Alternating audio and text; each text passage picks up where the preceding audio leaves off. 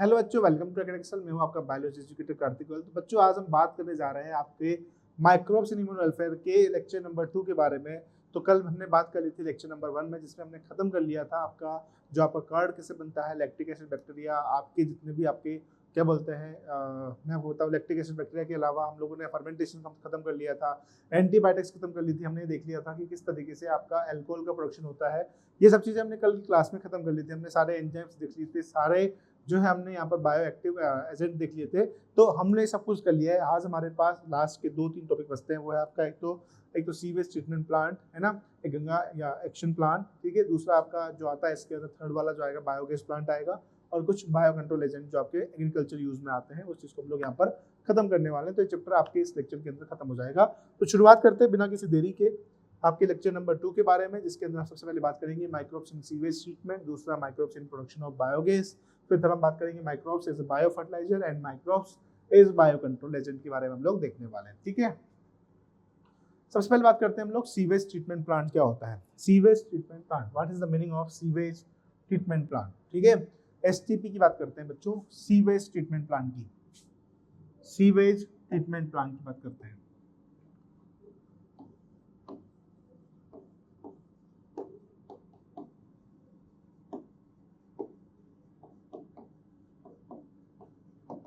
ठीक है, STP sewage treatment plant की बात करते हैं।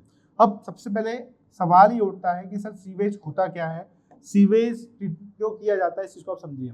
आजकल की जो बड़े बड़े जैसे जैसे अर्बनाइजेशन बढ़ता जा रहा है, जैसे जैसे आपका क्या हो रहा है, शहरीकरण बढ़ रहा है, वैसे वैसे आप देखते होंगे कि जो ड्रेन वाला सिस्टम है वो बहुत ज़्यादा आपको देखने को मिल रहा है। और सारा ड्रेनेज सिस्टम कहाँ जाकर मिल रहा है बच्चों, आपके रिवर के अंदर मिल रहा है, जिसकी वजह से आप पोल्यूटेड वाटर होता चला जा रहा है, और आपको उसी पोल्यूटेड वाटर को आप ड्रिंक के पर्पज में यूज में ले रहे हो, ठीक है। तो इसी चीज को खत्म करने के लिए गवर्नमेंट ने एक्शन लिया, उस चीज को खत्म करने के लिए, और क्या लागू किया बच्चों, आपका सीवेज ट्रीटमेंट प्लांट, जिसके अंदर क्या किया जाता है बच्चों, वाटर जो आपका ड्रेनेज वाटर है, जो आपका रिवर वाटर है, जो पोल्यूटेड रिवर वाटर है, उसको पहले क्या किया जाता है, ट्रीट किया जाता है। जो ड्रेनेज वाला पानी है उसको ट्रीट किया जाता है। ट्रीट करते हैं हम लोग 3 तरीके से, primary treatment, secondary treatment and tertiary treatment.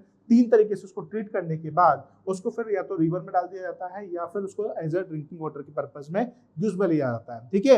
As other consumption जो होता है, हमारा एग्रीकल्चर प्रैक्टिसेस हो गए, हमारे जो अदर जो रेगुलर जो बेसिस पे काम होते हैं, उसके पर्पज में आप लोग क्या कर सकते हो, उस पानी को यूज में ले सकते हो, ठीक है। तो यहाँ पर सीवेज ट्रीटमेंट प्लांट के अंदर क्या है, जो आपका म्युनिसिपल वेस्ट आ रहा है, जो म्युनिसिपल वेस्ट का आ रहा है बच्चों, म्युनिसिपल वेस्ट के अंदर भी सबसे इंपॉर्टेंट और सबसे मेजर कंपोनेंट जो आ रहा है, वो आ रहा है ह्यूमन एक्सक्रीटरी वेस्ट। क्या आ रहा है बच्चों, ह्यूमन एक्सक्रीटरी वेस्ट। तो उसको कम करने के लिए, उसको खत्म करने के लिए, यहाँ पर म्युनिसिपल वेस्ट को खत्म करने के लिए क्या चीज लागू करी गई, आपका सीवेज ट्रीटमेंट प्लांट, ठीक है। क्या किया गया बच्चों इसके अंदर, सीवेज ट्रीटमेंट प्लांट, जिसके अंदर क्या किया जाता है बच्चों, म्युनिसिपल वेस्ट वाटर जो है, म्युनिसिपल वेस्ट के जो वाटर है उसको ट्रीट किया जाता है सीवेज ट्रीटमेंट प्लांट की मदद से। तो क्या मैं इसमें ये लिख सकता हूँ कि सीवेज ट्रीटमेंट प्लांट हेल्प करता है किसमें, म्युनिसिपल वेस्ट वाटर को ट्रीट करने में यूज में लिया जाता है, ठीक है। तो क्या किया जाता है बच्चों, ट्रीट किया जाता है। उसका ट्रीटमेंट जो है सबसे पहले 3 तरीके से किया जाता है, प्राइमरी ट्रीटमेंट, सेकेंडरी ट्रीटमेंट और tertiary treatment. Primary treatment, secondary treatment और टर्शियरी ट्रीटमेंट 3 तरीके से किया करते हैं इसमें, प्राइमरी ट्रीटमेंट, सेकेंडरी ट्रीटमेंट, दूसरा कौन सा आता है आपका, दूसरा आता है बच्चों आपका सेकेंडरी ट्रीटमेंट, सेकेंडरी, और तीसरा आएगा बच्चों आपका tertiary. Primary treatment, secondary treatment, tertiary treatment. दूसरा इसके अंदर बात करते हैं, तो इसकी अगर बात करें, मैं आपसे कंपोनेंट की बात करता हूं, तो इसके अंदर जो कंपोनेंट आपको देखने को मिलते हैं, जो इसके अंदर कंपोनेंट देखने को मिलेंगे, जो कंपोनेंट्स आपको देखने को मिलते हैं, वो कंपोनेंट कौन कौन से होते हैं, इस चीज को समझिए। सबसे पहले तो आते हैं लार्ज साइज, सबसे पहला जो कंपोनेंट आता है इसके अंदर, लार्ज साइज के, जो large size undissolve waste material. फिर दूसरा आता है बच्चों यहाँ पर, दूसरा जो मेरे पास आएगा वो स्मॉल साइज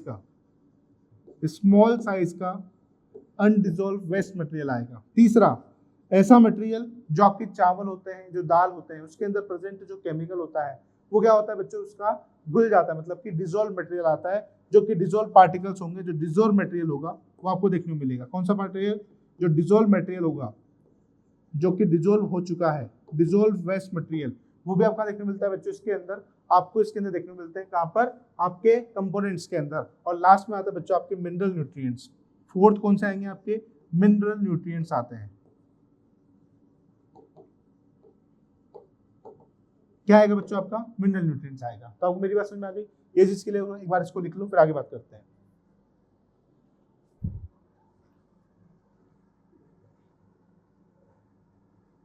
अच्छा, इसमें फोर्थ जो है आप इसमें फोर्थ को मिनरल न्यूट्रिएंट की जगह माइक्रोब्स कर लो, जो माइक्रोब्स जो कि हार्मफुल है। हमको मिनरल न्यूट्रिएंट नहीं करना है, हमको मिनरल न्यूट्रिएंट की बात करेंगे हम लोग बीओडी के अंदर, ठीक है। यहाँ पर बात करते हैं हम लोग माइक्रोब्स जो कि हार्मफुल है, हार्मफुल माइक्रोब्स, हार्मफुल माइक्रोब्स, ठीक है। इसका फिर डायग्राम बनाते हैं, इसके बाद बात करते हैं, राइट। चलिए लिख लिया सभी ने, चलिए यहाँ पर डायग्राम बनाता हूँ मैं इसका, फिर बात करते हैं एक बार।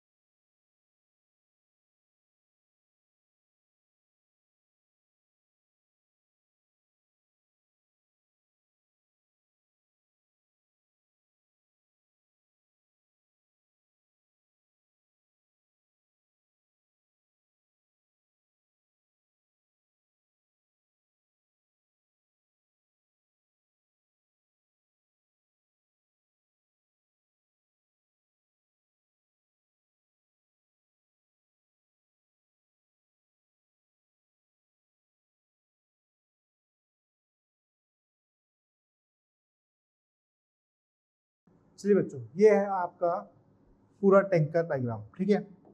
इसके अंदर अगर सबसे पहले बात करते हैं तो यहाँ से वेस्ट वाटर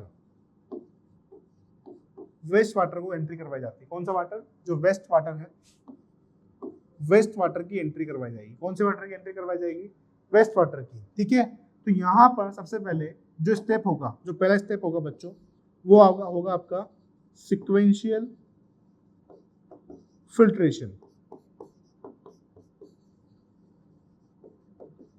सिक्वेंशियल फिल्ट्रेशन के दौरान क्या होगा बच्चों, पानी को पास करवाया जाएगा, और साथ के साथ यहाँ पर जो दूसरा स्टेप आएगा इसके अंदर, यहाँ पर कुछ पार्टिकल्स जो होंगे, जो लार्ज अनडिसॉल्व पार्टिकल्स होंगे। कौन से पार्टिकल्स, जो लार्ज अनडिसॉल्व साइज के जो पार्टिकल्स होंगे, वो यहाँ पर जाकर क्या हो जाएंगे, सेडिमेंट कर जाएंगे। क्या कर जाएंगे बच्चों, सेडिमेंटेशन हो जाएगा उनका। क्या हो जाएगा, सेडिमेंटेशन। ये सेडिमेंटेशन हो गया।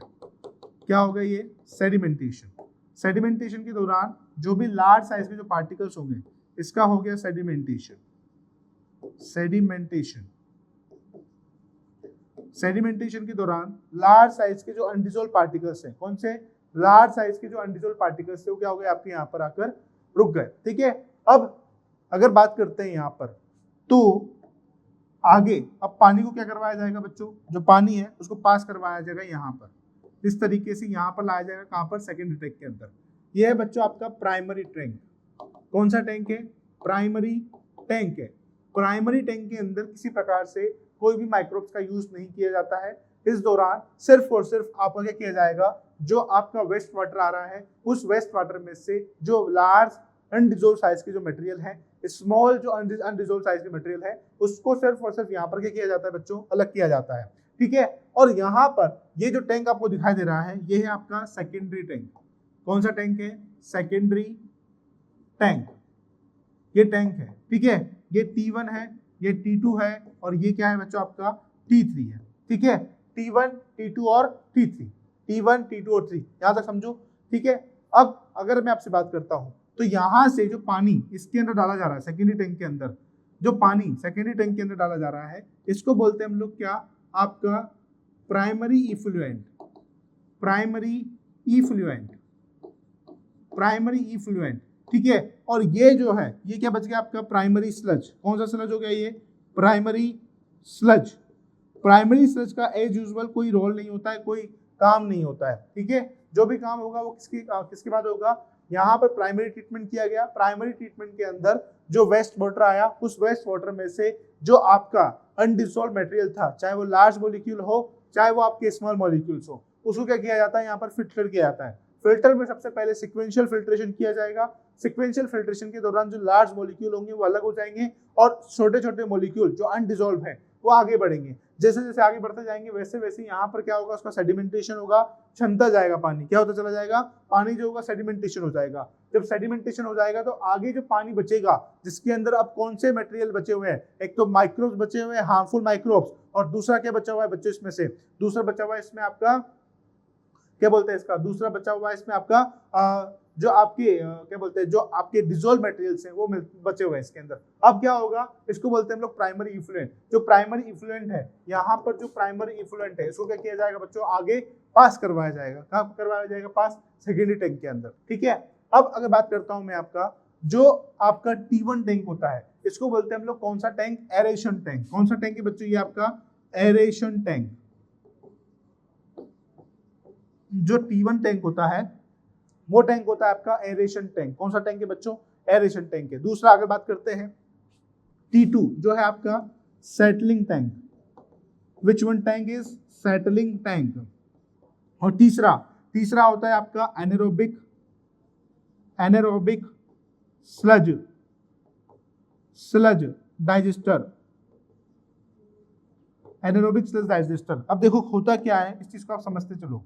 इस एरेशन टैंक के अंदर, एरेशन आप नाम से समझ रहे होंगे होता क्या है, इस एरेशन टैंक के अंदर ऑक्सीजन का यूज किया जाता है। ऑक्सीजन का यूज क्यों किया जाएगा, क्योंकि यहाँ पर जो है आपका एरोबिक बैक्टीरिया क्या करता है बच्चों, ऑक्सीजन की प्रेजेंस में ऑर्गेनिक मैटर को तोड़ने का काम करता है। किसके अंदर, एरेशन टैंक के अंदर। जो एरेशन टैंक है इसके अंदर प्रेजेंट होता है एरोबिक बैक्टीरिया। ये एरोबिक बैक्टीरिया जो होता है बच्चों आपका, ये एरोबिक बैक्टीरिया और कुछ फंगस दोनों मिलाकर के बनाते हैं, फ्लॉक्स का फॉर्मेशन करते हैं। किसका फॉर्मेशन करेंगे, एरोबिक बैक्टीरिया। एरोबिक बैक्टीरिया जो होता है और कुछ फंगस जो होंगे वो ऑक्सीजन की प्रेजेंस में, किसकी प्रेजेंस में, ऑक्सीजन की प्रेजेंस में यहाँ प्रेजेंट, कौन से टैंक में, T1 टैंक में, एरेशन टैंक में प्रेजेंट क्या करते हैं बच्चों, ऑक्सीजन की सॉरी ऑर्गेनिक मैटर को तोड़ने का काम करते हैं। कब तक तोड़ेंगे, तब तक इसके अंदर क्या प्रेजेंट है, ऑक्सीजन प्रेजेंट है। जैसे इसके अंदर ऑक्सीजन खत्म हो जाती है फिर इस वाले फर्मेंटर को घुमाया जाता है। फर्मेंटर को घुमाने से बाहर से क्या आती है, इसमें से ऑक्सीजन आती है और वापस से इसमें क्या हो जाता है, काम चालू हो जाता है। तो T1 टैंक में, अब जैसे T1 टैंक में होगा क्या, जो T1 टैंक में ऑर्गेनिक मैटर को तोड़ दिया जाएगा, ब्रेक डाउन कर दिया जाएगा। जितना भी ऑर्गेनिक मैटर प्रेजेंट होगा वो यहाँ पर क्या किया जाएगा, एरोबिक बैक्टीरिया की मदद से खा लिया जाएगा। इसके बाद इसके अंदर प्रेजेंट जो पानी है, यहाँ पर प्रेजेंट जो पानी है बच्चों, इसके अंदर प्रेजेंट पानी जो है इसको भेजा जाता है किसके अंदर, सेटलिंग टैंक के अंदर। किसके अंदर भेजा जाएगा, सेटलिंग टैंक के अंदर। क्यों भेजा जा रहा है सेटलिंग टैंक के अंदर, इस चीज को भी समझ लो। देखो यहाँ पर मैंने आपको बताया कि कुछ एरोबिक बैक्टीरिया एंड कुछ फंगस मिलकर क्या बनाते हैं बच्चों, फ्लोक्स का फॉर्मेशन करते हैं। किसका फॉर्मेशन करते हैं, फ्लोक्स का। इस तरीके से यहाँ पर क्या प्रेजेंट होते हैं बच्चों, फ्लोक्स प्रेजेंट होते हैं। They are called flocs. क्या कहलाता है बच्चों, ये फ्लोक्स कहलाता है। ये फ्लोक्स जो होता है बच्चों, ये भी कहाँ जाएगा, पानी के साथ साथ आपका सेटलिंग टैंक में जाता है। कहाँ जाता है बच्चों, सेटलिंग टैंक में जाता है। जैसे ये फ्लोक्स सेटलिंग टैंक्स में एंटर करते हैं वैसे क्या होता है, ये फ्लोक्स जो होते हैं बच्चों सेटलिंग टैंक्स में नीचे की तरफ सेटल डाउन होना शुरू हो जाते हैं। कहाँ पे, नीचे की तरफ सेटल डाउन होना शुरू हो जाएगा। अब इसमें से होता क्या है बच्चों, ये नीचे की तरफ जब सेटल डाउन होना शुरू हो जाता है, इसमें से कुछ फ्लोक्स यहाँ पर क्या आकर जमा हो गए, यहाँ पर कुछ फ्लोक्स आकर जमा हो गए। ये देखो कुछ फ्लक्स यहाँ पर आकर जमा हो गए, ये कुछ फ्लक्स जो है यहाँ पर आकर क्या हो गए बच्चों, जमा हो गए। ये कुछ फ्लक्स है जो यहाँ पर आकर क्या हो गए बच्चों, आपके जमा हो गए। ठीक है, इनमें से कुछ फ्लक्स को वापस एज ए इनोक्यूलम कहाँ डाल दिया जाता है, as a inoculum as a primary tank के अंदर, इसके अंदर आपका जो एरेशन टैंक होता है उसके अंदर डाल दिया जाता है। फिर से जो माइक्रोब्स है ये फिर से ग्रो करना शुरू करते हैं और अपने नंबर को इंक्रीज करते हैं। ठीक है, अब यहाँ पर जो पानी बचा है ये है आपका सेकेंडरी इफ्लुएंट। कौन सा इफ्लुएंट आया, सेकेंडरी इफ्लुएंट है।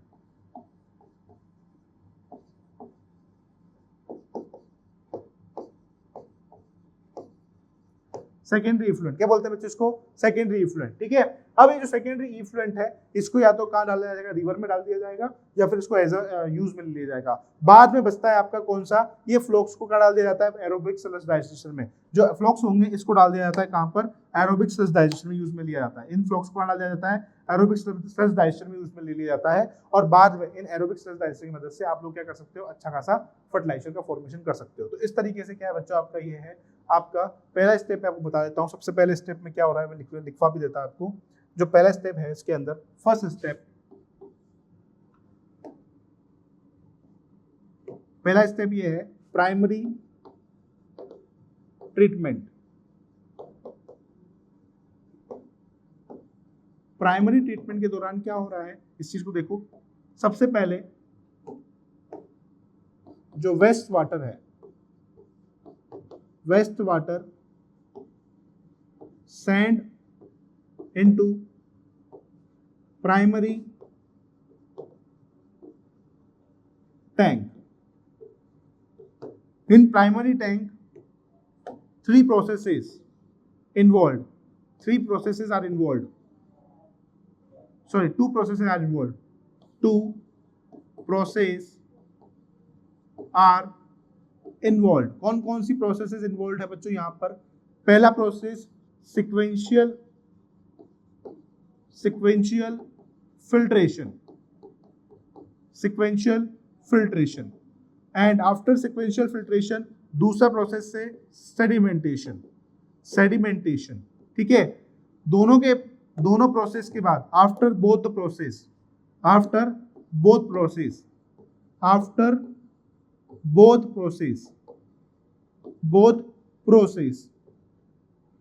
two type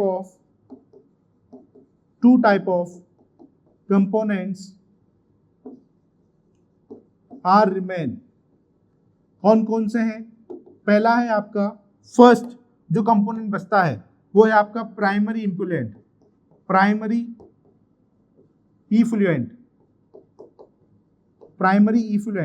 बस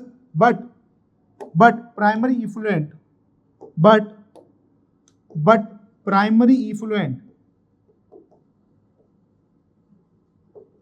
इफ्लुएंट जो है sand into secondary tank.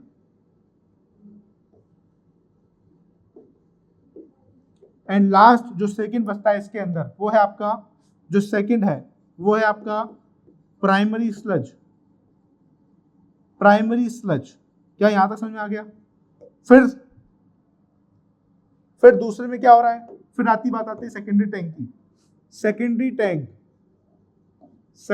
Tank में तीन प्रकार के टैंक प्रेजेंट होते हैं। कौन कौन सा, पहला टैंक आता है आपका इसमें, first tank is aeration tank. In aeration tank flocs are present. Aeration tanks में क्या होता है, एरोबिक बैक्टीरिया प्लस फंगस दोनों मिलकर क्या करते हैं बच्चों, बोथ आर फ्लोक्स। क्या कहलाते हैं, फ्लोक्स कहलाते हैं। एंड दोनों मिलकर क्या करेंगे, ये दोनों क्या करते हैं बच्चों, आपके जो ऑर्गेनिक मैटर है, डिसॉल्व ऑर्गेनिक मैटर को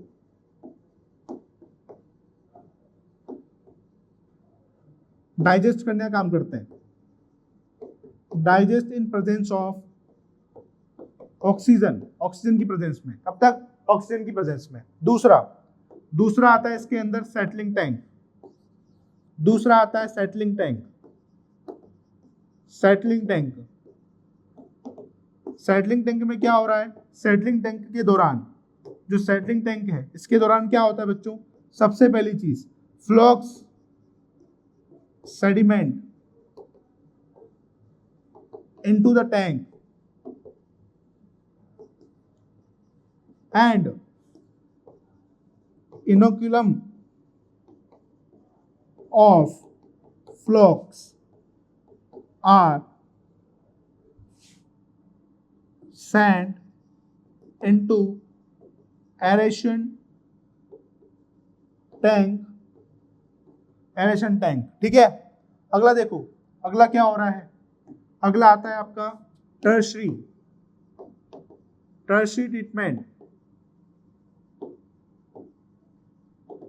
उसके अंदर क्या किया जाता है? टर्शरी टैंक के अंदर क्या किया जाता है? टर्शरी टैंक जो आपका एरोबिक स्लश डाइजेस्टर है, एनारोबिक स्लश डाइजेस्टर। जो थर्ड है आपका एनारोबिक स्लज डाइजेस्टर में क्या किया जाता है बच्चों? फ्लोक्स का यूज किया जाता है as a fertiliser. Flocs will be used as a fertiliser. Clear? NCERT देखो, समझ में आ जाएगा आपको, सारी चीजें समझते हैं। चलो एनसीईआरटी से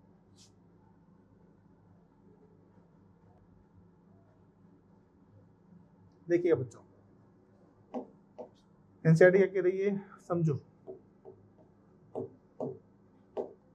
We know that the large quantity of waste water, हम जानते हैं कि large quantity of waste water are generated, बहुत ज़्यादा मात्रा में waste water को generate किया जाता है every day in our cities, in our town। A major component of this waste water, जो major component है इस waste water का, है ना, is human excreta। वो क्या है बच्चों? human excreta है। जो major component है इस waste water का, this is called the human excreta। This municipal waste water is also called, ये जो municipal waste water है इसको बोलते हैं हम लोग क्या? सीवेज। क्या बोलेंगे इसको? सीवेज कहते हैं। It maintains large amount of organic matter and microbes। इसके अंदर बहुत ज़्यादा मात्रा में क्या पाया जाता है? ऑर्गेनिक मैटर पाया जाता है एंड माइक्रोब्स पाए जाते हैं। Many of which are pathogen, इनमें से कुछ क्या है? पैथोजन से। Have you ever wondered? Many of which are pathogens, कुछ क्या है इसमें? पैथोजेनिक है। Have you ever wondered, आपको जानकर के आश्चर्यचकित होगा, when this huge quantity of sewage or urban water waste water is dispose of daily. आपको क्या पता? आपको जान के कहां पर इन सारी चीजों को क्या किया जाता है? ऑफ किया जाता है। This can not be discharge into natural water body. इनको जो है हम डिस्चार्ज नहीं कर सकते किसके अंदर? नेचुरल बॉडी, वाटर बॉडीज के अंदर, जैसे कि रिवर हो गए, स्ट्रीम्स हो गए डायरेक्टली। ठीक है, यू कैन अंडरस्टैंड व्हाई, आपको पता होगा क्यों, है ना। बिफोर डिस्पोजल से पहले, hence sewage is treated. Hence क्या करना चाहिए इसमें? सीवेज ट्रीटमेंट करना चाहिए। किसके अंदर? सीवेज ट्रीटमेंट प्लांट के अंदर। टू मेक इट्स, ताकि ये क्या करा जा सके? लेस पॉल्यूटिंग बनाया जा सके। Treatment of waste water is done by, जो ट्रीटमेंट होता है वेस्ट वाटर का वो डन किया जाता है हेटेरोट्रॉपिक माइक्रोब्स के द्वारा। ऐसे माइक्रोब्स जो कि कैसे होते हैं? हेटेरोट्रॉपिक होते हैं, naturally present the sewage. This treatment is carried out by two stage. पहला स्टेज आता है प्राइमरी ट्रीटमेंट। प्राइमरी ट्रीटमेंट के दौरान दो स्टेज आती है। सबसे पहले फिजिकल रिमूवल, जिसमें सबसे पहले ये किया जाता है बच्चों, फिजिकली रिमूव किया जाता है लार्ज पार्टिकल्स को, है ना, स्मॉल पार्टिकल्स को, थ्रू फिल्ट्रेशन एंड सेडिमेंटेशन। ठीक है, through filtration and sedimentation. These are removed in stage initially. सबसे पहले इसमें फ्लोटिंग डेब्रिस डाले जाते हैं। ठीक है, इज रिमूव्ड, इसमें से फ्लोटिंग डेब्रिस जो होते हैं, तैरते हुए जो पत्थर होंगे, इज रिमूव किए जाते हैं by the help of sequential filtration. Then the grit soil small pebbles are removed by the sedimentation. उसके बाद इसमें से किया जाता है बच्चों, सॉइल को, स्मॉल पेबल्स को bye the help of sedimentation remove किया जाता है। All solid that settle from the primary search, जितना भी सॉलिड जो होता है सेटल हो जाता है प्राइमरी सर्च कहलाता है। क्या कहलाता है बच्चों? प्राइमरी सर्च कहलाता है। एंड बाकी का जो सुपरनेटेड फॉर्म होती है, जो ऊपर की तरफ होती है, उसको बोलते हैं हम लोग प्राइमरी इफ्लुएंट। क्या बोलेंगे इसको? प्राइमरी इफ्लुएंट कहते हैं। ठीक है, the effluent from the primary settling tank is taken from the secondary treatment. उसके बाद क्या किया जाता है बच्चों? सेकेंडरी ट्रीटमेंट में डाला जाता है। इसके दौरान किसी microbes, no microbes are use, कोई माइक्रोब्स का यूज नहीं किया जाता। ठीक है, अब बताए सेकेंडरी ट्रीटमेंट और बायोलॉजिकल ट्रीटमेंट। सेकेंडरी ट्रीटमेंट और बायोलॉजिकल ट्रीटमेंट के अंदर क्या है बच्चों? The primary effluent is pass into the large aeration tank. जो प्राइमरी ट्रीटमेंट है उसको पास करवाया जाता है किससे? लार्ज एडिशन टैंक से।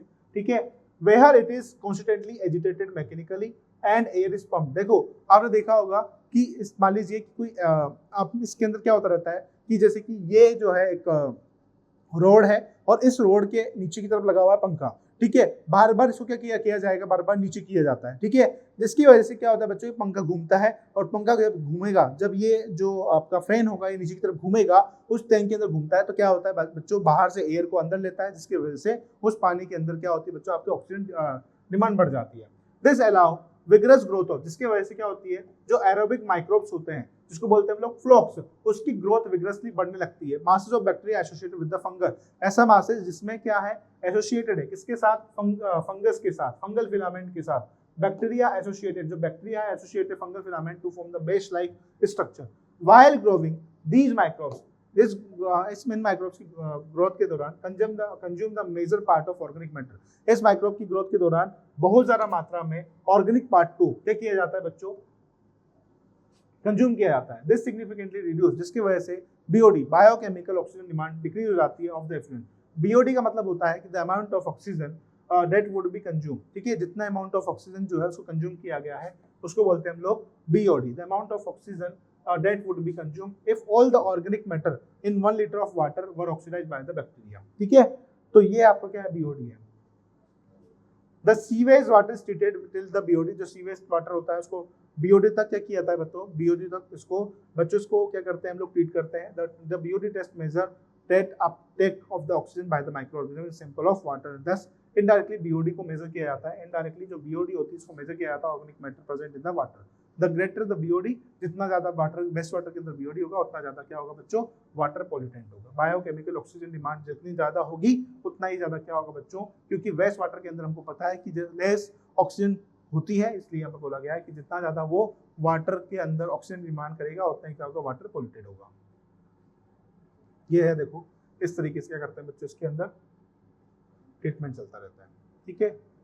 ये है अब आपका, हाँ, वंस द बीओडी, एक बार बीओडी जो है कंप्लीट हो गया, of the sewage and waste water is reduced significantly, तो इफ्लुएंट को पास करवाया जाता है कहां पर, सेटलिंग टैंक के अंदर, है ना, where the bacteria flocs are also allowed to sediment. This sedimentation is called the activated sludge. Activated sludge क्यों बोला गया, एक्टिवेटेड स्लज बोलने के पीछे रीजन ये है क्योंकि ये जो बैक्टीरिया है, ये जो फ्लोक्स हैं, ये भी क्या कर सकते हैं, आपके उस वाले पानी के अंदर जाकर आपका ट्रीटमेंट शुरू कर सकते हैं, तो दैट मींस इसलिए इसको बोला गया activated sludge. The part of activated sludge को पंप किया जाएगा back to the aeration tank, जो पार्ट होगा, some part of activated sludge को पंप किया जाता है एरेशन टैंक के अंदर टू सर्व एज इनोकुलम, ठीक है। तो रिमेनिंग मेजर पार्ट जो होगा बच्चों स्लज का, उसको जो है वापस से डाल दिया जाता है large aeration tank, that means anaerobic sludge digester के अंदर ग्रो डाल दिया जाता है। Hence other kind of bacteria, जो दूसरे प्रकार के बैक्टीरिया होते हैं विच ग्रो, जो कि एनारोबिकली क्या करते हैं बच्चों, आपके ग्रो करते हैं, डाइजेस्ट कर जाते हैं इन बैक्टीरियाज को, ठीक है। And the fungi in the sludge during the digestion के दौरान द बैक्टीरिया प्रोड्यूस, जो बैक्टीरिया जो होता है बच्चों आपका मिक्सचर ऑफ गैस को प्रोड्यूस करता है, मीथेन को, हाइड्रोजन सल्फाइड को, methane, hydrogen sulphide and carbon dioxide, क्योंकि इससे क्या बनता है बच्चों, आपको क्या है, बायोगैस का फॉर्मेशन देखने को मिलता है। Can be used as a biogas formation, जो कि हमको कैस में यूज में ली जाती है बच्चों, आपके इन्फ्लेमेबल की। The effluent from the secondary treatment plant is generally released into the natural water bodies like river and stream and arrival views of the plant in such a shown। तो यहाँ पर खत्म होता है बच्चों आपका। अच्छा, अभी तो ये भी है गंगा एक्शन प्लान, है ना, यमुना एक्शन प्लान भी है, गंगा एक्शन प्लान और यमुना एक्शन प्लान, इसके बारे में भी सुन लो। इसमें क्या था, आपको गंगा और यमुना एक्शन प्लान के बारे में बता देता हूँ आपको मैं। Ganga and Yamuna action plan,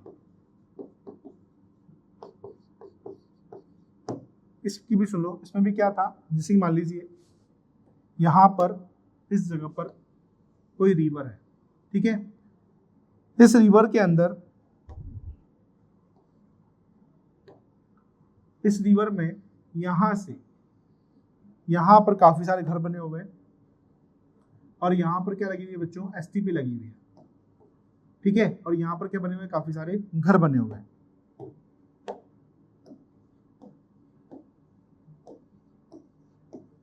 ठीक है। अब इनका जो भी वेस्ट मटेरियल होगा, वो कहाँ जाएगा, इसके अंदर जाएगा, ड्रेन सिस्टम के अंदर, लेकिन इसको यहाँ पर एसटीपी की मदद से क्या कर दिया जाता था, आपका ट्रीट कर दिया जाता था। लेकिन अर्बनाइजेशन होने के कारण, ड्यू टू अर्बनाइजेशन होने के कारण से इस नदी के पास भी क्या होने लगा आपका, इस नदी के पास में आपके क्या बनने लगे, हाउस होल्ड बनने लगे, जिसकी वजह से यहाँ का जितना भी वेस्ट मटेरियल है वो डायरेक्टली कहाँ डिस्पोज किया जा रहा था, डायरेक्टली नदी में डिस्पोज, मतलब कि इस गंगा के अंदर डिस्पोज किया जा रहा था। इसलिए यहाँ पर क्या हो गया, जो आपकी गंगा थी ये यमुना है, तो वो क्या होने लगी बच्चों, आपकी पोल्यूट होने लगी। ठीक है, तो गवर्नमेंट ने एक्शन लिया इसके अंदर और 2 प्लान की शुरुआत करी, गंगा एक्शन प्लान और यमुना एक्शन प्लान। इस चीज को समझिए। You can appreciate how microbes play a major role in the treating millions of gallons of water, waste water every day across the globe। आपको जानकर के आश्चर्यचकित होगा या फिर आप अप्रिशिएट करेंगे किस तरीके से माइक्रोब्स जो होते हैं वो एक इंपॉर्टेंट रोल प्ले करते हैं गैलन्स ऑफ वाटर को ट्रीट करने में। This methodology has been practice from more than a century now. ठीक है, ये जो मेथोडोलॉजी है इसको प्रैक्टिस किया जाता है more than a century now in almost all part of the world.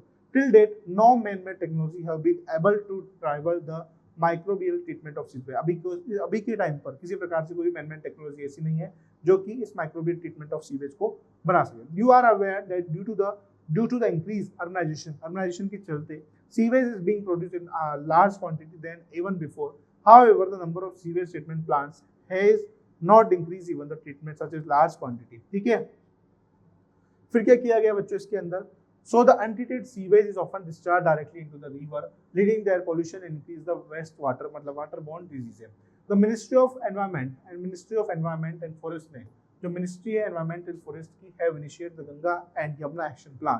ठीक है, ताकि क्या किया जा सके बच्चों, रोका जा सके to save the major river of our country from the pollution. Under these plans it is proposed to large number of sewage treatment plants so that the only treated sewage can be discharged। ठीक है, इस plants के अंदर propose किया गया large number of sewage treatment plants को। ठीक है, so that only treated sewage may be discharge in the river. A visit to sewage treatment plant situated in any place of near you would be very interesting and educating the experience. ठीक है, तो ये है आपका। अब आता है इसके अंदर microbes in production of biogas. अब बात करते हैं बच्चों लोग microbes in biogas plant. Microbes का यूज क्या होता है बायोगैस के अंदर। आप लोगों ने कभी बायोगैस के बारे में जरूर सुना होगा कि जो बायोगैस होती है वो किस तरीके से काम करती है, किस तरीके से उसका फंक्शनिंग होता है। बायोगैस जनरली आपका यूज़ किया जाता है जब आप मतलब कि जो काव और जो बफेलो होती है उनका जो डंग होता है उसको डंप किया जाता है किसी ड्रम के अंदर या किसी एक एरिया के अंदर, और उसके ऊपर एक क्या लगाया जाता है, वेसल लगाया जाता है जिसके अंदर उस जो गैस होती है उसको कलेक्ट किया जाता है। बाद में उस गैस का यूज़ हम लोग किसमें, हमारे घर में हाउस होल्ड वगैरह में उसका यूज़ लेते हैं। तो बायोगैस का प्रोडक्शन किसके द्वारा किया जाता है, एक मेथनोजेंस बैक्टीरिया होते हैं उनके द्वारा बायोगैस का फॉर्मेशन करने में वो बैक्टीरिया क्या करते हैं बच्चों, हेल्प करते हैं। ठीक है, तो इस चीज़ को समझते हैं बच्चों, आगे कंटिन्यू करते हैं। बायोगैस के बारे में बात करें अगर हम लोग, तो बायोगैस होता क्या है, तो बायोगैस के हेडिंग डाल लीजिए microbes in biogas plant.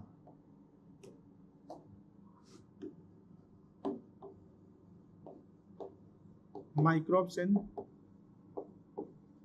Biogas. ठीक है, माइक्रोब्स इन बायोगैस। माइक्रोब्स जो होते हैं बायोगैस के अंदर, बायोगैस की बात करते हैं तो प्रीडोमिनेंटली, ठीक है, पहले से ही क्या होता है बच्चों उसके अंदर यूज किया जाता है प्रीडोमिनेंटली कैरी मीथेन, जो कि पहले से ही क्या करके रखे बच्चों, मीथेन को कैरी करके रखे, this is called the biogas. ठीक है, तो प्रीडोमिनेंटली कैरी द मीथेन।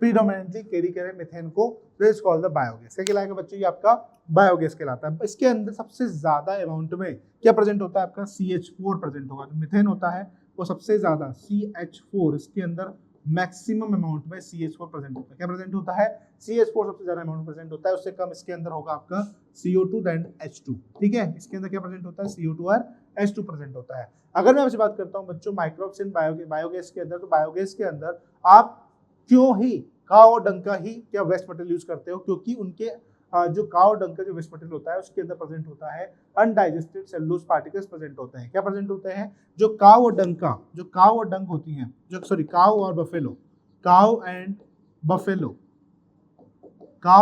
का जो डंग होता है, काव एंड बफेलो के डंग में आपका प्रेजेंट होता है अनडाइजेस्टेड सेलुलोज, जिसके कारण से इसके अंदर प्रेजेंट होते हैं कि बच्चों काफी सारे क्या मिथेनोजेंस बैक्टीरिया। कौन सी बैक्टीरिया? Methanogens bacteria.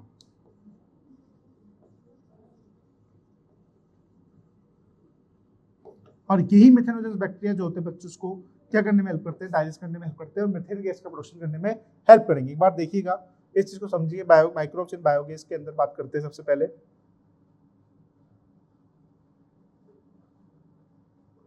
चलिए सबसे पहले देखिए microbes in production of biogas. Biogas is a mixture. Biogas जो है बच्चों क्या है? काफी सारे गैसेस का एक मिक्सचर होता है जिसको कंटेनिंग प्रीडोमिनेटली पहले से इसके अंदर मीथेन प्रेजेंट होगा। तो mixture of gases containing predominantly methane, जो कि प्रोड्यूस किया जाता है किसके द्वारा? माइक्रोबियल एक्टिविटी के द्वारा। जो माइक्रोबियल एक्टिविटी किसके द्वारा की जा रही है बच्चों? मिथेनोजन बैक्टीरिया के द्वारा जो एक्टिविटी की जा रही है उसकी वजह से क्या हो रहा है? यहाँ पर मीथेन गैस का प्रोडक्शन हो रहा है। ठीक है, bye the help of microbial activity which B use, जिसका यूज किया जाता है एज अ फ्यूल। फ्यूल में हम लोग बायोगैस का यूज करते हैं। यू हैव लर्न, आपने सीखा that microbes produce different type of gaseous and product. Microbes जो होते हैं वो अलग अलग टाइप के एंड प्रोडक्ट को सिक्रेट करते हैं। Microbes produce different type of gaseous and product during the growth and metabolism. कब? ग्रोथ और मेटाबॉलिज्म के दौरान। The type of gas produce depend upon the microbes and organic substances.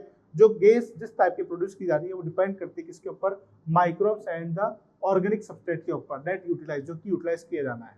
In the example अगर बात करते हैं, in the city the fermentation of dough, जो dough का फर्मेंटेशन होता है, चीज मेकिंग होती है, fermentation of dough, cheese making and production of beverages. The main gas, जो सबसे इंपॉर्टेंट गैस होती है वो क्या होती है बच्चों? आपकी CO2 होती है। जैसे कि हमने देखा फर्मेंटेशन देखा डो का, हमने देखा इडली डोसा का फर्मेंटेशन, उसके बाद हमने देखा चीज का फर्मेंटेशन, ठीक है, ब्रीवरेजेस का प्रोडक्शन या फर्मेंटेशन देखा। तो इस दौरान सबसे ज्यादा अमाउंट में हाई अमाउंट ऑफ CO2 ही क्या हो रहा था? आपका प्रोड्यूस हो रहा था।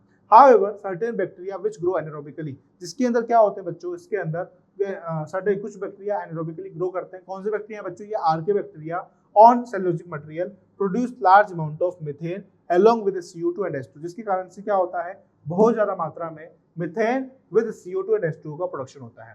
These बैक्टीरिया, ये जो बैक्टीरिया होते हैं कलेक्टिवली कॉल्ड मिथेनोजेंस। क्या कहलाते हैं बच्चों? ये मिथेनोजेंस कहलाते हैं। ठीक है, मेरी बात समझ में आ गई? तो मैंने बोला कि बायोगैस क्या होता है? प्रकार का मिक्सचर ऑफ गैसेस, काफी सारे गैसेस मिलकर क्या बनाती है? बायोगैस का फॉर्मेशन करती है। बायोगैस के अंदर बच्चों होता क्या है? बेसिकली आपका मीथेन ऑलरेडी प्रेजेंट होता है। ये किसके कारण से होता है? क्योंकि माइक्रोबियल एक्टिविटी, कौन से माइक्रोबियल एक्टिविटी? तो एनारोबिक माइक्रोब्स जो होते हैं उनकी एक्टिविटी कारण से जो सेलुलोज होता है उसको डाइजेस्ट किया जाता है और उसके डाइजेशन से जो गैस प्रोड्यूस होती है वो होती है आपकी मीथेन गैस। और इसके दौरान आपका CH4 सबसे ज्यादा हाई मात्रा में प्रोड्यूस होगा, फिर CO2 होगा, देन H2 होगा। ठीक है, तो इस टाइप का जो बैक्टीरिया होता है ये क्या करता है बच्चों? आपको मिथेनोजेंस बैक्टीरिया प्रेजेंट होते हैं। ठीक है, फिर बात आती है बच्चों यहाँ पर, these bacteria are commonly found in anaerobic sludge digester। ये जो बैक्टीरिया होते हैं बच्चों आपके कहाँ पाए जाते हैं?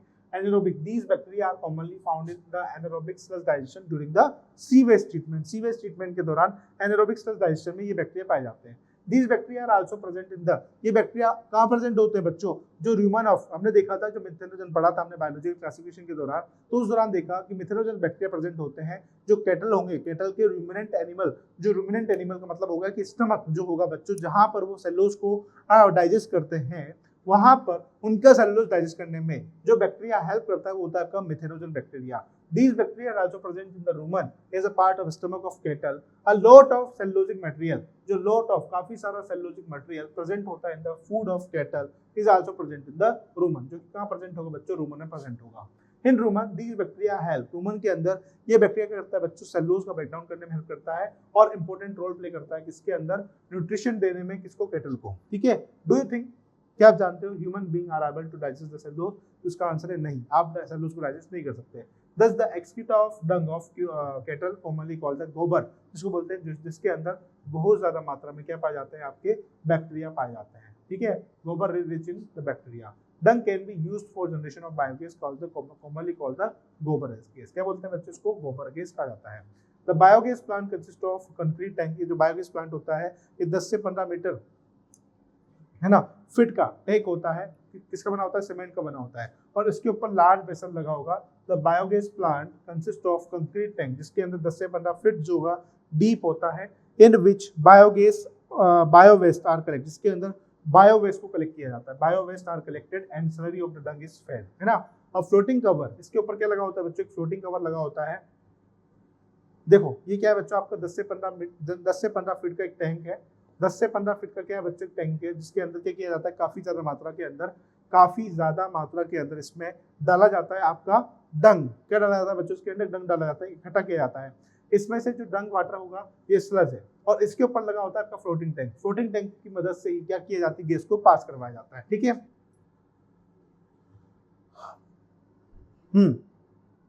प्लेस्ड ओवर द सली which keeps on rising the gas, जिसकी वजह से क्या होता है, जो गैस होती है उसको rising on the gas produce in the tank due to the microbial activity. The biogas plant has an outlet. Biogas plant में क्या होता है बच्चों, एक आउटलेट होता है व्हिच कनेक्टेड टू पाइप, जो इसमें क्या लगा होता है बच्चों, पाइप कनेक्ट होता है to biogas near by the house, जिसकी मदद से बायोगैस जो होती है उसको पहुंचाई जाती है कहां तक, हाउस तक।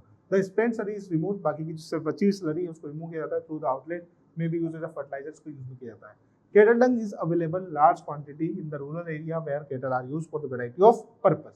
So the biogas plant are ज्यादातर जितने बायोगैस प्लांट होते हैं उन सबको एज अ रूरल एरिया के अंदर क्या किया जाता है बच्चों, इकट्ठा किया जाता है। The biogas that produce is use for the cooking purpose में, लाइटिंग पर्पस में हम लोग किसको यूज करते हैं बच्चों, बायोगैस का यूज करते हैं, जैसा कि फिगर में दिखाया गया है। The technology of biogas production was developed in the Indian society.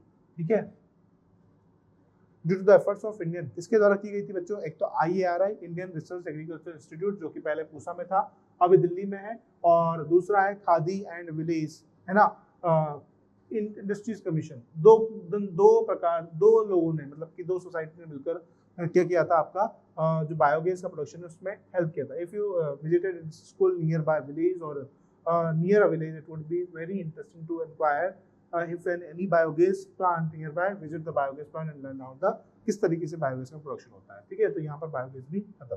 अगला जो आपका टॉपिक आ रहा है वो आ रहा है आपका microbes as bio control agent. Bio control agent जो है, माइक्रोब किस तरीके से बायो कंट्रोल में एजेंट करने, बायो कंट्रोल एजेंट जो है किस तरीके से काम करता है।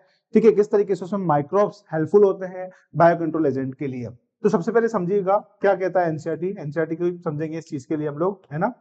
तो सबसे पहले समझिए, बायो कंट्रोल रेफर्स टू, जो bio control refers to the use of biological method for the controlling plant और डिजीज एंड पेस्ट। ठीक है, हम लोग बायो कंट्रोल की मदद से, बायो का मतलब होता है लाइफ और कंट्रोल का मतलब होता है किसी भी दूसरे माइक्रो ऑर्गेनिज्म, ऐसे माइक्रो ऑर्गेनिज्म जो कि क्या करते हैं, किसी भी प्लांट को क्या करेंगे, हार्मफुल करने, मतलब कि प्लांट को हार्म करने का काम करेंगे, तो उसको कंट्रोल करने के लिए हम लोग किसका यूज करते हैं बच्चों, एजेंट का यूज करते हैं, कुछ ऐसे माइक्रोब्स का यूज करते हैं जो कि प्लांट के अंदर डिजीज करने वाले ऑर्गेनिज्म को कंट्रोल में रखने का काम करेंगे, उनको बोलते हैं हम लोग क्या, बायो कंट्रोल। तो bio control refers to use of biological method. Bio control के अंदर हम लोग बायोलॉजिकल मेथड का यूज करते हैं। किसका यूज करते हैं बच्चों, बायोलॉजिकल मेथड का यूज करते हैं फॉर कंट्रोलिंग प्लांट डिजीज। किसको कंट्रोल करने के लिए, प्लांट डिजीज और पेस्ट को कंट्रोल करने के लिए। ध्यान रखिएगा, बायो कंट्रोल के अंदर हम लोग biological method for controlling plant disease और पेस्ट को कंट्रोल करने के लिए बायो कंट्रोल का यूज करते हैं। क्लियर यहाँ तक। इन मॉडर्न सोसाइटी, आज के जमाने पर अगर बात करें, आज के जमाने में these problems have been tackled increasingly by the use of chemicals. ठीक है, जैसे जैसे पुराने जमाने में क्या होता था बच्चों, पुराने जमाने में ऑर्गेनिक फार्मिंग की जाती थी, लेकिन आज के जमाने में जैसे जैसे क्या हो रहा है, आपकी पॉपुलेशन बढ़ती जा रही है, वैसे जैसे जैसे आपका मॉडर्नाइजेशन बढ़ता जा रहा है, जैसे जैसे आपका अर्बनाइजेशन बढ़ता जा रहा है, वैसे वैसे क्या हो रहा है बच्चों, वैसे वैसे जो है केमिकल का यूज, फर्टिलाइजर का यूज कंटिन्यूअसली दिन ब दिन बढ़ता चला जा रहा है। तो मॉडर्न सोसाइटी के अंदर these problem have been tackled increasingly by the use of chemicals. ठीक है, मॉडर्न सोसाइटी के अंदर इस प्रॉब्लम को टैकल किया किसके द्वारा, केमिकल को जो नंबर है, केमिकल का जो यूज है उसको बढ़ाकर, bye the use of insecticide, जिसके अंदर हम लोग बहुत ज्यादा मात्रा में क्या यूज करने लगे, इंसेक्टिसाइड का यूज करने लगे, और बहुत ज्यादा मात्रा में क्या यूज कर रहे हैं बच्चों, आपका पेस्टिसाइड यूज कर रहे हैं। These chemicals are toxic and extremely harmful. ये जो केमिकल्स, जो आप इंसेक्टिसाइड यूज कर रहे हो, जो आप पेस्टिसाइड यूज कर रहे हो, ये बहुत ज्यादा टॉक्सिक है और बहुत ज्यादा क्या है बच्चों, हार्मफुल है। बहुत ज्यादा टॉक्सिक है, बहुत ज्यादा हार्मफुल भी है, राइट। टू ह्यूमन बीइंग, किसके लिए, ह्यूमन बीइंग, जैसे कि like animal alike and have been polluting our environment, और हमारे एनवायरनमेंट को गंदा करने का काम भी करते हैं। अब जैसे मैं आपको बताऊं बच्चों, जब भी आप अपने खेतों में या फिर जो भी फार्मर्स हैं जो अपने खेतों में इन आपका इंसेक्टिसाइड का, इन पेस्टिसाइड का, जिन हर्बिसाइड का यूज करता है, ये सब क्या है बच्चों, एक प्रकार के केमिकल है। अब जब क्या होता है बच्चों, पानी आता है, बरसात आती है, तो बरसात के टाइम पर ये सॉइल में से ये जितने भी केमिकल्स होते हैं, ये सब क्या हो जाते हैं बच्चों, वॉश आउट हो जाते हैं। वॉश आउट होकर कहाँ पे जाते हैं बच्चों, पीने के पानी में जाते हैं, मतलब कि नदी तालाब वगैरह में जाते हैं, और वही सब पानी को हम लोग क्या कर रहे हैं बच्चों आज के टाइम पर पी रहे हैं। तो ये सारी चीजें जितना भी हम लोग केमिकल यूज कर रहे हैं ये हमारे लिए बहुत ही ज्यादा क्या है बच्चों, हार्मफुल है। ठीक है, हमारे एनवायरमेंट के लिए, सोइल के लिए, ग्रोथ के लिए, है ना, ग्राउंड वाटर के लिए, फ्रूट के लिए, वेजिटेबल्स के लिए, प्लांट्स के लिए। साथ के साथ आप लोगों ने देखा होगा कि आजकल जो एप्पल का यूज हो रहा है, मतलब जो एप्पल हम लोग खाते हैं उससे बहुत ज्यादा बीमारी होती है। वैसे तो कहा जाता है ना, a apple keeps a doctor away, but वही एप्पल आज के जमाने में बीमारी कोज कर रहा है। क्यों? क्योंकि उसके अंदर बहुत ज्यादा मात्रा में केमिकल का यूज करके उसको पकाया जा रहा है, उसकी लाइफ साइकिल को इंक्रीज किया जा रहा है, जिसकी वजह से क्या हो रहा है बच्चों, वो एप्पल जो है या फिर कोई भी फ्रूट्स या कोई वेजिटेबल्स, आपने देखा होगा कि आजकल जो है चाहे इंसान कितनी भी फ्रूट्स खा ले, कितना भी वेजिटेबल्स खा ले, लेकिन वो फिर भी उतना हेल्दी नहीं है। क्यों नहीं है? क्योंकि सारी चीजें जो है बच्चों केमिकल से बनी हुई आ रही हैं, केमिकल्स की आ रही हैं, इसलिए कोई भी चीज आपको उतना ज्यादा इफेक्ट नहीं कर रही है, आपकी बॉडी को उतना ज्यादा इफेक्ट नहीं कर रही है जितना ज्यादा पहले के जमाने में किया करती थी। क्यों? क्योंकि पहले के जमाने में हर एक चीज ऑर्गेनिक हुआ करती थी, जिसकी वजह से कोई भी एक चीज अगर आपने खाई है, फ्रूट्स खाए, वेजिटेबल्स खाए, तो आधे से ज्यादा इलाज तो आपके फ्रूट्स खाने से, जो आपकी ग्रीन वेजिटेबल्स खाने से ही हो जाता था। लेकिन आज के जमाने में उल्टा हो गया है बच्चों। आज आप कितना ही ग्रीन वेजिटेबल्स खा लीजिए, आज अब तक कितना ही फ्रूट्स खा लीजिए, कितने अच्छे जो आप जूसेस पी लीजिए, बट होता क्या है, वो बीमारी ही कोज करते हैं। ठीक है, our soil is also polluted, हमारी सॉइल भी जो है इस कारण से प्रदूषित हो चुकी है, पॉल्यूटेड हो चुकी है through our use of weedicide to remove, किसकी मदद से? क्योंकि हम लोग क्या है, वीड को रिमूव करने के चक्कर में हम लोग किसका यूज करते हैं बच्चों, वीडिसाइड का यूज कर रहे हैं। ठीक है, आगे बात करते हैं biological control of pest and disease. हम लोग बात कर रहे हैं biological control of pest and disease in agriculture में there is a method of controlling pest that relies on natural predation rather than the introduced chemicals. Agriculture में पहले के जमाने में क्या होता था बच्चों, जैसे कि आप लोगों ने सुना होगा, हालांकि वो बेनिफिशियल इंसेक्ट नहीं है, हार्मफुल इंसेक्ट है। जैसे कि आपने सुना होगा कि आपने कुछ साल पहले सुना होगा कि पाकिस्तान से या कहीं और से, बाहर से राजस्थान के अंदर या फिर इंडिया के अंदर बहुत सारे टिड्डे आ गए थे, जिसकी वजह से क्या हुआ था, जिसकी वजह से काफी सारे किसानों को नुकसान हुआ था। लेकिन अब ऐसे क्या होते हैं, इसी तरीके से कुछ बेनिफिशियल इंसेक्ट भी होते हैं। क्या होते हैं बच्चों? कुछ बेनिफिशियल इंसेक्ट भी होते हैं। जो बेनिफिशियल इंसेक्ट जो कि किसी फसल को हार्म कर रहे हैं, उसको खाने का काम करते हैं, जिसकी वजह से क्या होता है बच्चों, वहां पर आप बिना केमिकल के कोई भी फसल या कोई भी जो है एग्रीकल्चर प्रैक्टिस कर सकते हो। ठीक है, A key belief of the organic farmer is that biodiversity further health। ठीक है, इस बात पर कौन विश्वास करता है बच्चों? जो फार्मर आपके ऑर्गेनिक खेती करते हैं, ऑर्गेनिक फार्मिंग करते हैं, वही इस सब चीजों पर विश्वास करते हैं। The more variety a landscape has the more sustainable it is. जितना ज्यादा आप ऑर्गेनिक फार्मिंग करेंगे, उतना ही ज्यादा आप अपने आप को हेल्दी रख पाएंगे, उतनी ज्यादा आप अपनी लाइफ को सस्टेन कर पाएंगे, और उतनी ज्यादा अपनी एग्रीकल्चर फील्ड को भी सस्टेन रख पाएंगे। The organic farmer therefore work to create a system where that insects that are sometimes called pests are not eradicated but instead are kept to a manageable level, a complex system of check balance within a living system and vibrant ecosystem। ठीक है, organic farmers क्या करते हैं बच्चों, एक ecosystem generate करते हैं। जब भी उनकी फसल को खाने के लिए कोई भी हार्मफुल पेस्ट आता है, जब भी कोई, तो वो क्या करते हैं बच्चों, उस बेनिफिशियल इंसेक्ट को डाल देते हैं, जिसकी वजह से क्या होता है बच्चों, वो बेनिफिशियल इंसेक्ट क्या कर जाता है बच्चों, उस हार्मफुल इंसेक्ट को मार देता है। Contrary to convenient farming practice which often use chemical method, जिसकी अगर बात करते हैं जो कन्वेंशनल फार्मिंग प्रैक्टिस है, उसके अंदर क्या यूज किया जा रहा है बच्चों, केमिकल का यूज किया जा रहा है। ठीक है, use of chemical to kill both useful and harmful chemical, है ना, sorry, harmful life forms indiscriminately. जिसमें क्या हो रहा है बच्चों, जब आप केमिकल का यूज कर रहे हो, जिसके कारण से हार्मफुल और जो आपका बेनिफिशियल है, उन दोनों को क्या हो रहा है, उन दोनों की मौत हो जा रही है। इसके वजह से क्या हो रहा है बच्चों, इकोसिस्टम इनबैलेंस होता चला जा रहा है। This is an holistic approach that seeks to develop understanding of the web of interaction between the myriad of the organisms that constitute the field flora and fauna। ठीक है, organic farmer hold the view that the eradication of the creature that are often described as pests is not only possible but also undesirable। ठीक है, जो organic farmer होते हैं बच्चों, वो hold करते हैं the view that eradication of the creature, जो धीरे धीरे जो इरेडिकेशन हो रहा है क्रिएचर्स का, है ना, that are often describe as pest. ठीक है, इसको क्या बोला गया बच्चों, पेस्ट बोल रहे हैं। It's not only possible but also for without them beneficial predatory and parasitic insect which depend upon them food or host would not be able to survive. जिसके कारण से क्या हो रहा है बच्चों, जब आप केमिकल का यूज कर रहे हो, केमिकल का यूज करने से ना तो बेनिफिशियल इंसेक्ट सर्वाइव कर रहा है, ना ही हार्मफुल इंसेक्ट सर्वाइव कर पा रहा है। इसकी वजह से क्या हो रहा है, दोनों ही फ्लोरा और फौना दोनों ही क्या हो रहे हैं बच्चों, आपके इफेक्ट हो रहे हैं। ठीक है, thus the use of biocontrol measure which greatly reduce our dependence on toxic chemical to and pesticide, an important part of the biological farming approach to become familiar with the various life form that inhabit the predator as well as pest. Also, their life cycle pattern of feeding and habitat that will help to develop appropriate means of biocontrol. ठीक है, आगे बात करते हैं बच्चों इस चीज को लेकर। द वेरी फेमिलियर बीटल, जो सबसे ज्यादा फेमिलियर बीटल है वो क्या है आपका लेडी बर्ड बीटल या फिर रेड एंड ब्लैक मार्किंग, जो आपने जिसमें देखा होगा कि आपने एक जो सबसे बेनिफिशियल इंसेक्ट है ना, वो क्या है बच्चों आपका रेड एंड ब्लैक मार्किंग वाला जो बीटल आता है, उससे आप लोगों ने सब आपको वाकिफ होंगे, जिसको बोलते हैं हम लोग लेडी बर्ड बीटल, है ना।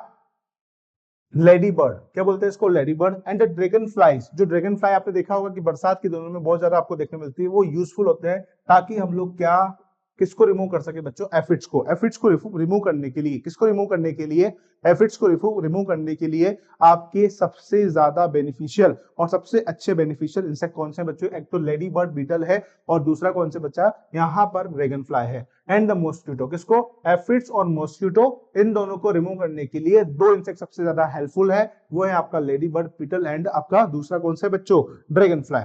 फिर बोल रहा है an example of microbial control agent that can be introduced in order to control butterfly caterpillar is the bacteria Bacillus thuringiensis। ठीक है, अगर बात करते हैं माइक्रोबियल बायो कंट्रोल एजेंट को भी कंट्रोल करने के लिए, जो मतलब जिसके अंदर हम लोग क्या कंट्रोल कर रहे हैं बच्चों, जो बटरफ्लाई का जो कैटरपिलर होता है वो बहुत ज्यादा क्या होता है बच्चों, बहुत ज्यादा हार्मफुल होता है, तो उसको इरेडिकेट करने के लिए हम लोगों ने क्या यूज किया है बच्चों यहाँ पर, बैसिलस thuringiensis, जो बीटी कॉटन आप लोगों ने सुना होगा, जिसको हम लोग बोलते हैं बीटी। ठीक है, बीटी कॉटन, जो बीटी होता है, बीटी कॉटन का मतलब क्योंकि उस कॉटन के अंदर कोई ऐसा कीड़ा है जो कि उस कॉटन को खराब कर देता है, इसलिए वहां पर बैसिलस thuringiensis का यूज करके हम क्या करते हैं बच्चों, उसके अंदर उस वाले जो कि उस कॉटन को हार्म कर रहा है उसको रेडिकेट करवाते हैं। दीज आर अवेलेबल इन सैचेस and dried spores which are mixed with water and spread onto the vulnerable plant such as brassica and fruit trees. ठीक है, अब ये जो बैसिलस thuringiensis है बच्चों, ये अवेलेबल है किसके अंदर, पाउडर के अंदर या सैचे के अंदर,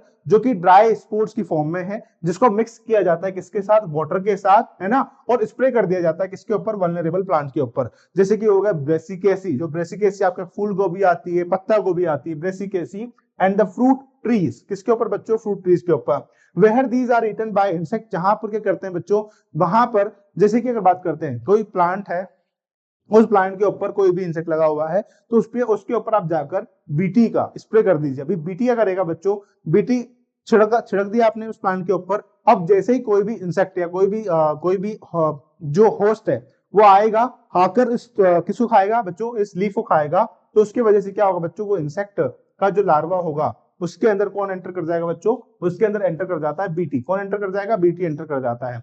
जब in the gut of the larva, larva की गट में, जो लार्वा की जो गट होती है बच्चों, द टॉक्सिन इज रिलीज, वहां पर क्या होता है, टॉक्सिन को रिलीज किया जाता है, and the larva get killed, और लार्वा को क्या कर दिया जाता है बच्चों, मार दिया जाता है। ठीक है, तो ये चीज आपको देखने को मिलती है।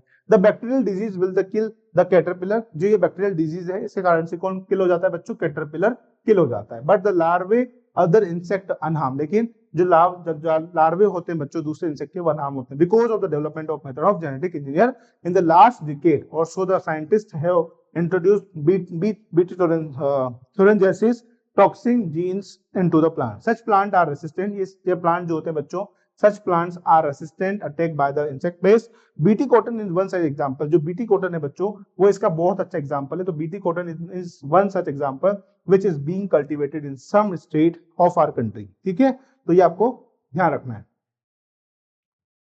अब आता है bio control is biological control being developed for the use in treatment of plant disease in the fungus. ठीक है, बायोलॉजिकल कंट्रोल के अंदर क्या आता है, एक और एग्जांपल आता है जो कि प्लांट को ट्रीटमेंट करने में हेल्प करता है, उसका नाम है फंगस ट्राइकोडर्मा। ट्राइकोडर्मा जो होता है व्हाइट कलर का पाउडर फॉर्म में आएगा।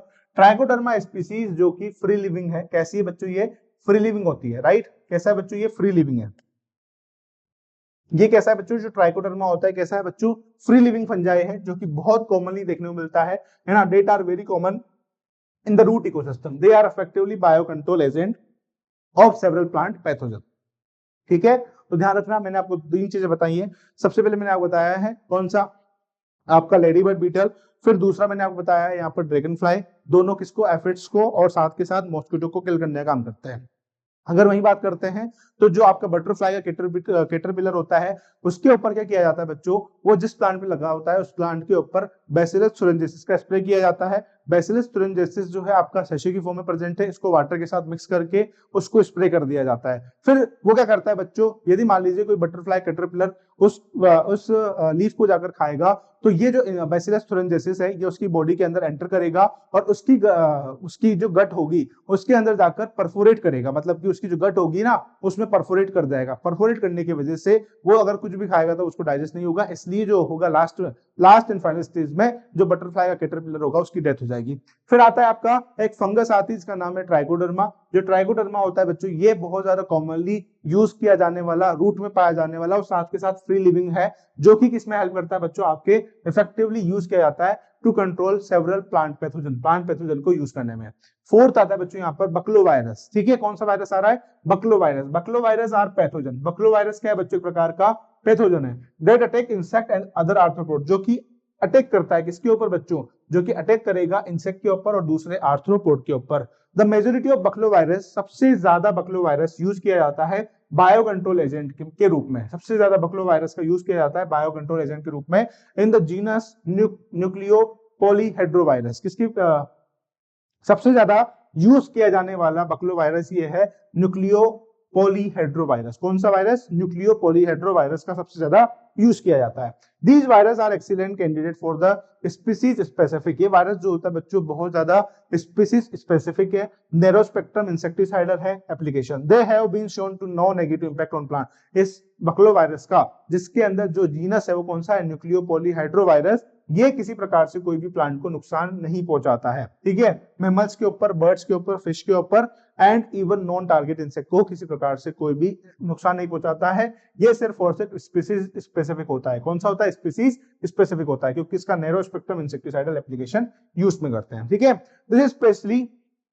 desirable when beneficial insects are being conserved to aid overall integrated pest management program when an ecological sensitive area is being treated। ठीक है, इसमें क्या बोला गया है कि दिस इज स्पेशली डिजायरेबल, ये जो है स्पेशली डिजायरेबल है व्हेन बेनिफिशियल इंसेक्ट, जिसके अंदर बेनिफिशियल इंसेक्ट को कंजर्व किया जाएगा। बेनिफिशियल इंसेक्ट को क्या किया जाता है बच्चों, यहाँ पर beneficial insect are being conserve करते हैं to aid in overall integrated pest management. ठीक है, किसके अंदर, आईपीएम, इंटीग्रेटेड पेस्ट मैनेजमेंट के अंदर, और when in ecosystem sensitive area being preserve. ठीक है, अब आता है microbes as a biofertiliser. Microbes as a biofertiliser with our present day lifestyle environmental pollution is major cause of concern. ठीक है, अभी के प्रेजेंट डे लाइफ में जो एनवायरमेंटल पोल्यूशन है वो एक बहुत बड़ा मेजर कंसर्न है। The use of chemical fertiliser, जो यूज है केमिकल फर्टिलाइजर का to meet the ever increasing, chemical fertiliser का यूज जो है दिन ब दिन बढ़ता जा रहा है, to increase the ever increase. ठीक है, डिमांड ऑफ एग्रीकल्चर प्रोड्यूस, जैसे जैसे एग्रीकल्चर की डिमांड बढ़ती जा रही है वैसे वैसे आपका क्या बढ़ता जा रहा है बच्चों, बायो फर्टिलाइजर का यूज, मतलब कि जो केमिकल का यूज होगा वो बढ़ता चला जा रहा है। ठीक है, production has contributed significantly their pollution. Of course we have now realise, ठीक है, अब हमको रियलाइज होने लगा है there are problems associated with the overuse of the chemical fertilizer and there is larger pressure to switch the organic farming। ठीक है, अभी हमको जो है इस बात को रियलाइज करने लगे हैं कि भाई जो आप बहुत ज्यादा मात्रा में केमिकल फर्टिलाइजर का यूज कर रहे हैं उसकी वजह से जो नेगेटिव इंपैक्ट पड़ रहे हैं हमारी लाइफ स्टाइल के ऊपर, उसकी वजह से हम लोग बहुत ज्यादा अब किसके ऊपर मूव करने लगे हैं, ऑर्गेनिक फार्मिंग के ऊपर। अब आप लोगों ने देखा होगा कि कुछ लोग जो है अभी कोविड के बाद से अपने घर पर किचन गार्डन ग्रो करने लगे हैं। साथ के साथ आप लोगों ने देखा होगा काफी सारे जो डेली न्यूज अखबार न्यूज़पेपर आते हैं या फिर आपके फेसबुक पे, इंस्टा पे जो स्टोरीज आती है उन्होंने देखा होगा कोई हाइड्रोपोनिक से खेती कर रहा है, कोई एरोपोनिक से खेती कर रहा है। तो इस तरीके से आप लोग घर में ही अपनी खेती करने लगे हैं। तो ये सब क्या है बच्चों, ये इसलिए किया जा रहा है ताकि आप जो है कम से कम केमिकल से बने हुए प्रोडक्ट का यूज करें। The use of biofertiliser, biofertiliser are the organism, biofertiliser क्या प्रकार के बच्चों ऑर्गेनिजम्स हैं that enrich the nutrient quality of, जो कि सॉइल की क्वालिटी को इंप्रूव करने का काम करते हैं। The main source of the biofertiliser are, जो सबसे ज्यादा अच्छा मेन सोर्स है बायोफर्टिलाइजर का वो है बैक्टीरिया, फंगाई एंड साइनोबैक्टीरिया। तीन जो है मेजर सोर्स है बायोफर्टिलाइजर के वो है बैक्टीरिया, फंजाई और cyanobacteria. You have study about the nodules of the root of leguminous plant. आप लोगों ने कभी ना कभी क्लास 8, 9, 10 में कभी ना कभी पढ़ा होगा लेग्यूमिनस प्लांट के बारे में। लेग्यूमिनस प्लांट का मतलब क्या होता है, जो आपकी पल्सेज होती हैं, जो आपका पी वगैरह होता है, उसके बारे में आप लोगों ने जरूर सुना होगा। तो बच्चों इसकी जो रूट होती है ना, इसकी रूट में क्या होते हैं बच्चों, रूट नोड्यूल्स पाए जाते हैं, जो कि क्या करते हैं बच्चों, इस रूट नोड्यूल्स के अंदर प्रेजेंट होते हैं नाइट्रोजन फिक्सिंग बैक्टीरिया। कौन से बैक्टीरिया प्रेजेंट होंगे, नाइट्रोजन फिक्सिंग बैक्टीरिया। ये जो नाइट्रोजन फिक्सिंग बैक्टीरिया प्रेजेंट है बच्चों, ये क्या करता है, एटमॉस्फेरिक नाइट्रोजन को कन्वर्ट करता है और प्लांट को नाइट्रोजन प्रोवाइड करने का काम करता है, राइट। अब होता क्या है बच्चों, आप लोगों ने जब भी सुना होगा अपने आसपास किसानों में या घर पे जब भी आप जाएंगे किसी खेत पर, तो आप ये जरूर सुनेंगे कि आप लोगों ने जब भी गेहूं की फसल लगाई है, या फिर मैं आपको बोलूं आप लोगों ने कभी लेग्यूमिनस क्रॉप लगाई है, तो उसके बाद आपको गेहूं की फसल लगानी चाहिए, कोई अच्छी फसल ग्रो करनी चाहिए। क्यों ऐसा, क्यों, क्योंकि अगर आपकी जो दूसरी फसलें होती हैं वो क्या करती है बच्चों, जो दूसरी क्रॉप्स होंगी वो क्या करेंगी बच्चों, वो सारा का सारा नाइट्रोजन एब्जॉर्ब कर लेती हैं। और उसके अलावा जब आप इन दूसरी क्रॉप्स को, मतलब की जो लेग्यूमिनस क्रॉप है उनको ग्रो करवाते हो, उसकी वजह से क्या होता है, आपकी सॉइल इनरिच हो जाती है, किससे, आपके नाइट्रोजन से। इसलिए आपको जो है बाहर से नाइट्रोजन देने की रिक्वायरमेंट नहीं पड़ती है। तो मेरी बात समझ में आ गई। तो you have study about the nodules of the roots of, ठीक है, आप लोगों ने स्टडी किया होगा किसके बारे में, nodules of the root of leguminous plant form by the symbiotic association, जो कि फॉर्म होता है किसके द्वारा, symbiotic association of the rhizobium. These bacteria, ये जो बैक्टीरिया होते हैं बच्चों, ये एटमॉस्फेयर से नाइट्रोजन को फिक्स करते हैं and into the organic form, किस फॉर्म में, ऑर्गेनिक फॉर्म में, which is used by the plant as nutrient, ठीक है। Other bacteria can fix atmospheric nitrogen, जैसे बात करते हैं azospirillum, azolla, azotobacter, that indicates the, ठीक है। तो कुछ एग्जांपल है, other bacteria can fix atmospheric nitrogen while free living in soil, है ना। एग्जांपल क्या हो गया, एजोस्पाइरलम हो गया, azotobacter does enrich the nitrogen content in the soil, ठीक है। तो ये है fungi are also known as, fungi also known, fungi को भी हम लोग देखते हैं कि सिम्बायोटिक एसोसिएशन में जो माइकोराइजा होता है, ठीक है। तो fungi are also known to form symbiotic association with the plants of mycorrhiza, किसकी फॉर्म में, माइकोराइजा की फॉर्म में। Many members of the genus Glomus from mycorrhiza, जो जीनस ग्लोमस है माइकोराइजा से, the fungal symbiont in these association absorb phosphorus from soil and passes into the plant, ठीक है। ये जो फंगस है माइकोराइजा, ये क्या करता है बच्चों, ये आपका सॉइल से फोस्फोरस को एब्जॉर्ब करके प्लांट को फोस्फोरस देने का काम करता है, क्योंकि हमको पता है कि एनपीके जो है वो सबसे ज्यादा रिक्वायर्ड होता है प्लांट के लिए, ठीक है। इसलिए अगर मैं आपसे बात करता हूं, नाइट्रोजन फिक्सिंग बैक्टीरिया क्या करेगा बच्चों, आपका नाइट्रोजन को एटमॉस्फेयर से लेगा, प्लांट को देने का काम करेगा। वहीं अगर बात करूं मैं आपसे, जो ग्लोमस जीनस है माइकोराइजा का, जो ग्लोमस जीनस है, इसका काम क्या होता है, ये एक प्रकार का फंगस है। इस फंगस का काम क्या होगा, सॉइल से फोस्फोरस को एब्जॉर्ब करना और प्लांट को प्रोवाइड करना। Plants having such association show other benefits also, such as resistant to root-borne pathogen, ठीक है। Plant having such association show करता है other benefits also, जैसे कि such as resistant to root-borne pathogen, जो root-borne pathogens होते हैं, tolerance, salinity and drought and overall increase the plant growth and development। और ये क्या करता है बच्चों आपका, ये आपके plant growth development में भी help करता है, ठीक है। तो इस बात को भी ध्यान रखिएगा। Can you tell what advantage the fungus derive from the association? क्या derive, क्योंकि यहाँ पर एल्गी और फंजाई जो होते हैं बच्चों साथ में रहने का काम करते हैं।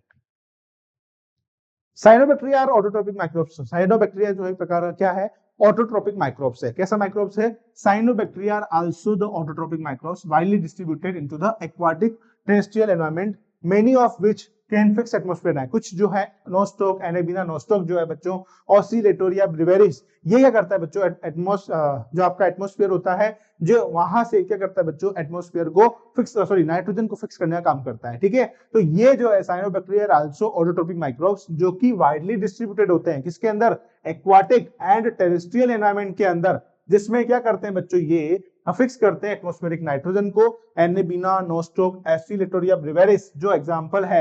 इन पेडीफिल्ड, पेडीफिल्ड के अंदर जो साइनोबैक्टीरिया होता है वो एक इंपॉर्टेंट बायो फर्टिलाइजर के रूप में काम में लिया जाता है, ठीक है।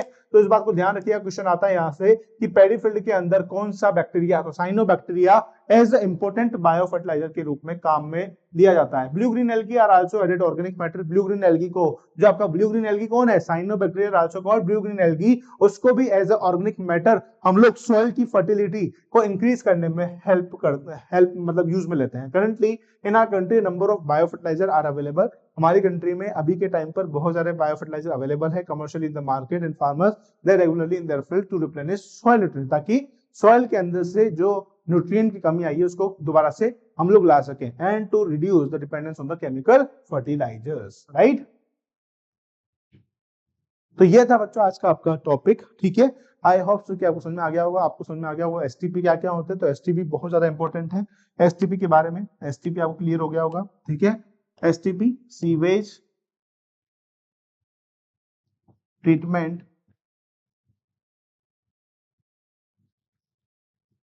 प्लांट्स, फिर है बायोगैस, एंड लास्ट में बायो कंट्रोल एजेंट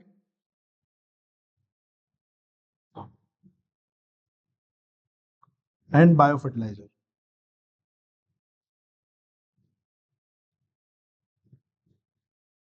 ठीक है बच्चों, तो ये था आपका आज के लेक्चर का पूरा खत्म। यहाँ पर आपका लेक्चर खत्म होता है। इसके बाद हम लोग बात करेंगे बच्चों बायोटेक्नोलॉजी की, और साथ के साथ अगर मैं आपसे बात करता हूँ तो जो आपका एकेडएक्सेल के यूट्यूब चैनल मतलब कि एकेडएक्सेल जो है आपको प्रोवाइड करवा रहा है एक नीट की एनोटेशन पीडीएफ जो आपने पढ़ी है यहाँ पर क्लास के अंदर, उसके बाद चैप्टर वाइज सीआरई, फिर लेक्चर वाइज असाइनमेंट प्रोवाइड करवा रहा है, फिर माइनर टेस्ट, फिर मेजर टेस्ट एंड पीवाईक्यू के वीडियो सॉल्यूशंस आपको देखने को मिल रहे हैं, ठीक है। तो ये था बच्चों आपका आज का lecture. Thank you so much, बने रहिएगा इसी के साथ। Thank you.